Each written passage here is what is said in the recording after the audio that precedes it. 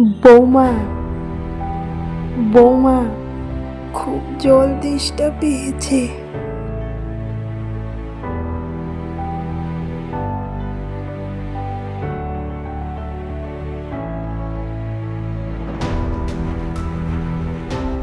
কি গো, আমার কথা শুনতে পেলে? হয়েছেটা কি? এত চিল্লাচ্ছ কেন?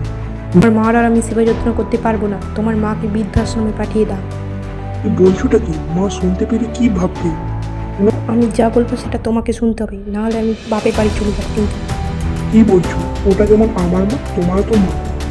আমি, ও মা, শোনো, তোমাকে প্রচণ্ড জ্বালাচ্ছি না? আচ্ছা, আমি চলে যাব, তোমাকে আর আমার জন্য এত কষ্ট করতে হবে না। কিন্তু একটা কথা বলি মা, শোনো, তোমারও তো একটা ছেলে আছে, তুমিও একদিন বুড়ো হবে, তখন তুমিও বুঝবে এই বয়স্ক মার এত কষ্ট কিসের।